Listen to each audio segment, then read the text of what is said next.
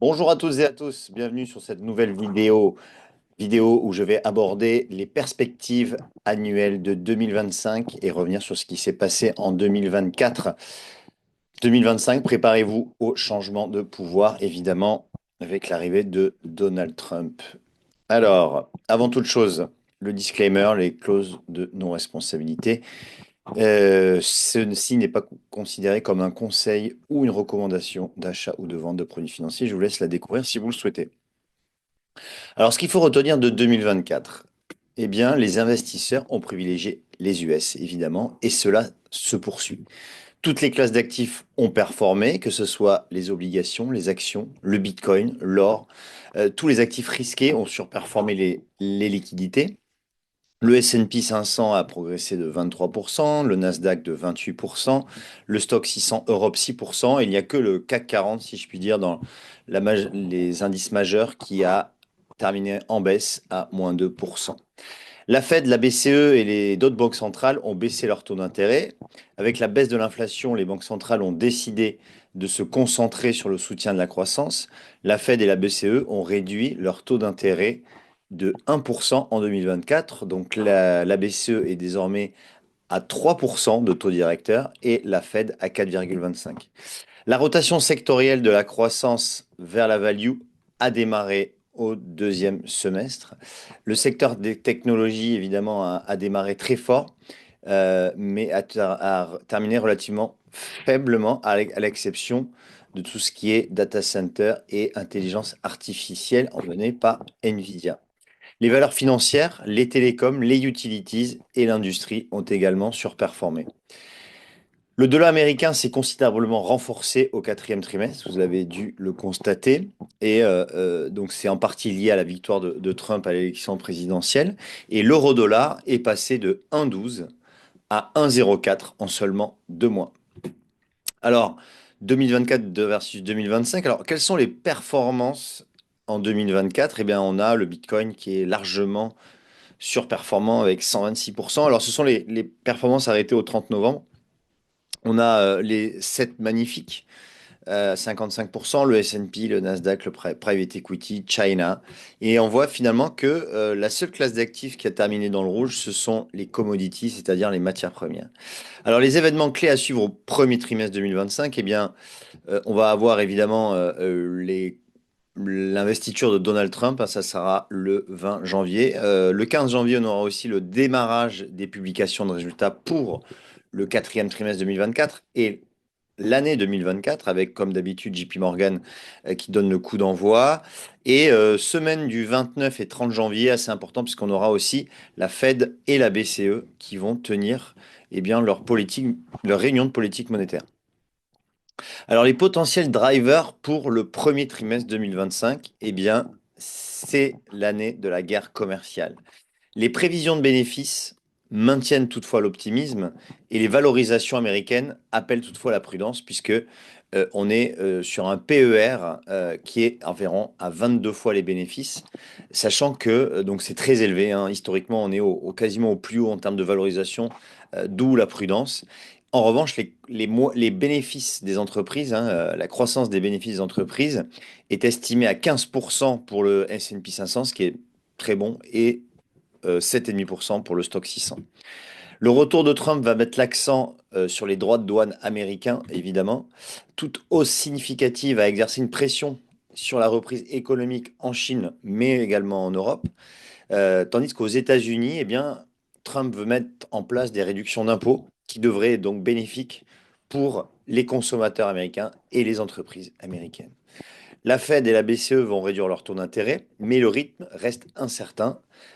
D'ailleurs, on vient de le voir récemment, la Fed qui prévoyait de baisser 4 fois ses taux d'intérêt pour 2025, eh bien, a annoncé mercredi 18 décembre que ça sera que 2 fois.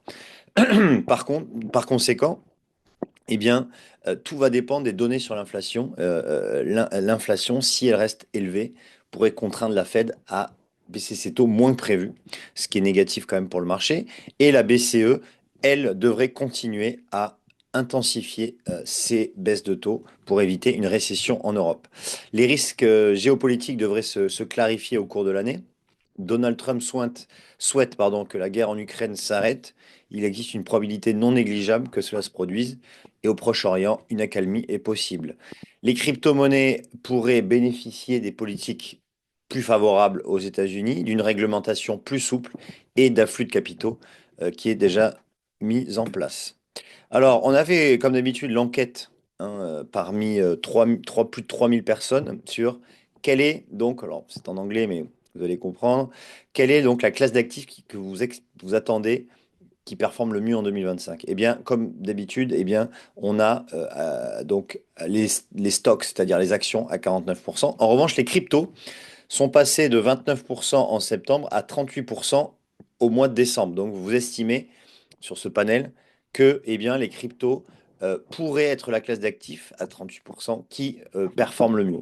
En revanche, on voit que euh, j'ai envie de dire, en seconde vitesse, on a les matières premières, l'immobilier, les obligations, les devises et les private equity. Donc, on a vraiment des investisseurs individuels qui pensent que eh bien, ce sont les actions, les cryptos qui vont le mieux performer.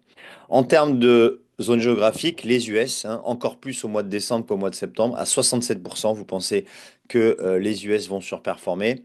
En termes de secteur, on a toujours la tech qui est largement dominante, 62%. Et quel thème dans la tech, du coup?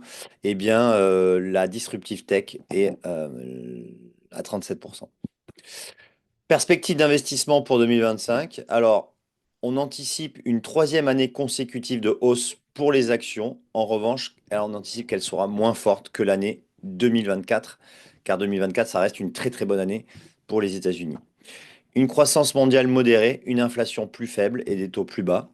Donc, les actifs sensibles aux taux, comme les cryptos et l'or, devraient profiter de taux bas, des liquidités disponibles, encore bien présentes, et de la diversification, parce que ça apporte effectivement une diversification de portefeuille par rapport aux actions américaines qui sont déjà très valorisées. Les thèmes structurels prendront le relais, ça c'est notre scénario chez Itoro, donc les thèmes structurels prendront le relais des cycliques dans une économie plus équilibrée. Quand les banques centrales vont arrêter de baisser leurs taux, ce qui pourrait arriver deuxième semestre 2025, eh bien les thèmes plus structurels comme les infrastructures, l'industrie manufacturière ou les constructions de logements pourraient prendre le relais dans les thématiques d'investissement, des investissements massifs aussi toujours, bien évidemment, dans les puces électroniques et l'intelligence artificielle, puisque c'est un thème qui, selon nous, c'était carrément une révolution, on est quand même dans la quatrième révolution industrielle concernant l'IA. Donc ça va être toujours d'actualité. Et donc la cybersécurité et le développement de technologies disruptives font faire avancer la course à l'intelligence artificielle. Les risques incluent les contrôles à l'exportation ainsi que les chaînes d'approvisionnement. L'appréciation du dollar américain va continuer de nuire aux économies émergentes et aux matières premières. Si Trump, si Trump continue d'exercer une pression avec les droits de douane, eh bien, le dollar américain pourrait encore plus se renforcer et passer sous la parité avec l'euro. Sans accords commerciaux bénéfiques, eh bien, entre les États-Unis, la Chine et l'Europe, eh bien, la croissance en dehors des États-Unis sera en difficulté. En termes de classe d'actifs, on pense que donc les equities, c'est-à-dire les actions, en deuxième les cryptos, l'immobilier, les obligations, le dollar américain, le cash et les commodities, en termes de eh bien, performance pour 2025. Bien évidemment, ceci n'est pas une recommandation d'achat ou de vente, ni de conseil en investissement. Et les performances passées ne préjugent pas des résultats futurs. Je vous remercie de m'avoir écouté. Si ça vous a plu, n'hésitez pas à mettre un petit pouce vers le haut. Et quant à moi, je vous dis à l'année prochaine en 2025. Ciao.